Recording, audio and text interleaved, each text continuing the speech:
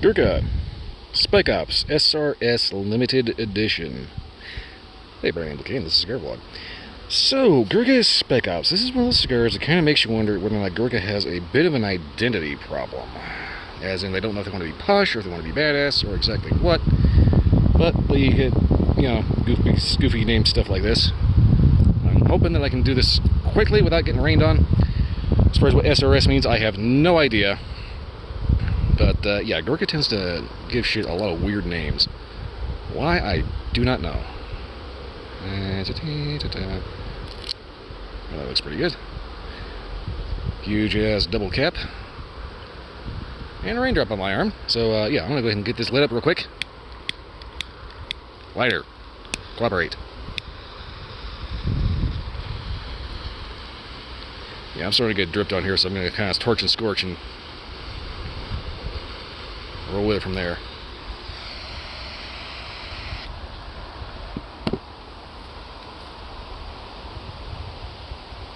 Yeah, this one's a little big. Aroma-wise, very nice. Taste. You want to say coffee? Hit your cinnamon? Not bad. Very interesting start. Deep, hard, good, solid earthiness as well.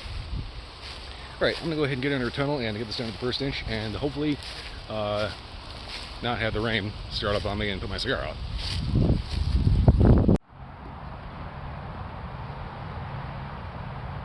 Okay, pretty solid inch in. So right as it started raining, which is a bonus. But, yeah,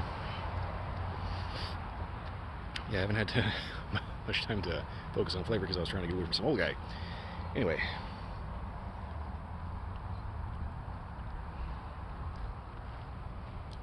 Main flavors I'm getting.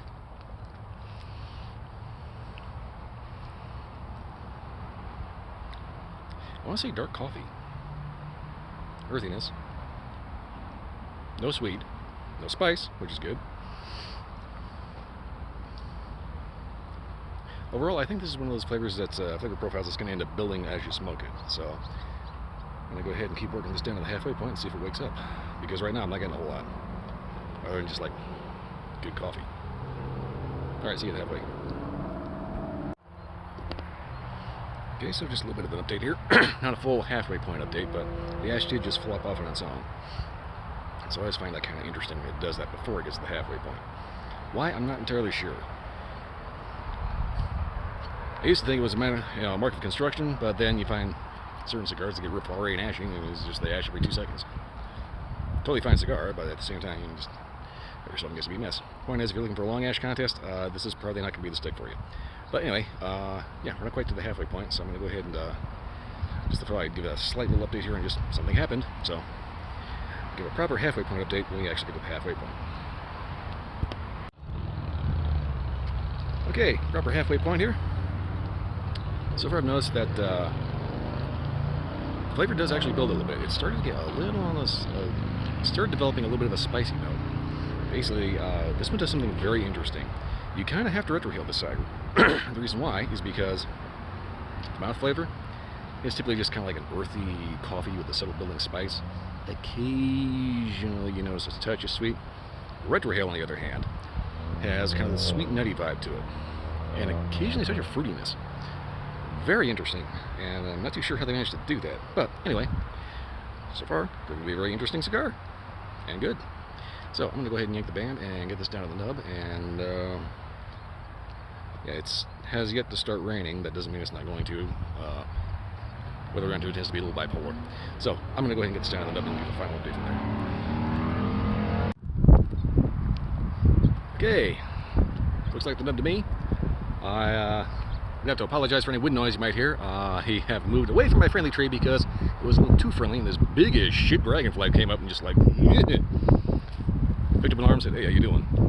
And yeah, I'm supposed to be able to, I don't do bugs, so when I see a cockroach wannabe that is big enough you need bird shot to swat it, look that.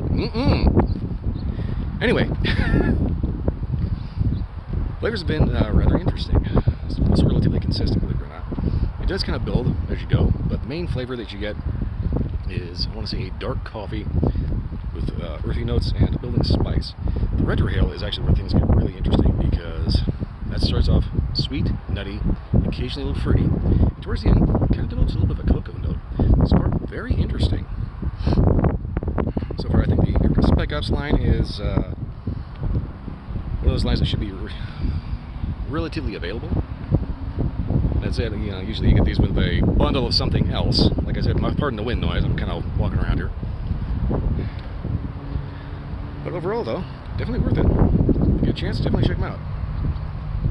Drink pairings, strong coffee, good whiskey, something like that. Maybe whiskey cocktails like an old-fashioned. That wouldn't be a bad idea. Anyway, not much else to say other than check them out. These are definitely one of the more interesting cigars I've had from Gurkha. So that's it. That's pretty much all I got. If you like this review, any other review, like, subscribe, leave a comment, let me know if you had a different experience. Beyond that, check out my Twitch stream, Sunday to Friday night, 10 p.m. to 2 a.m. If you ain't met the live broadcast, they will be on the internet eventually, well, YouTube. Wow, there's like a huge concrete post. I just noticed that. Good luck trying to mow that thing. Clonk. Okay, anyway, like I said, go ahead and check out the Twitch channel. It will show up on YouTube eventually. Eventually, I will remember to actually put a link on my main page. I keep spacing that out, sorry. Anywho, that's pretty much all I got. I'll see you next time.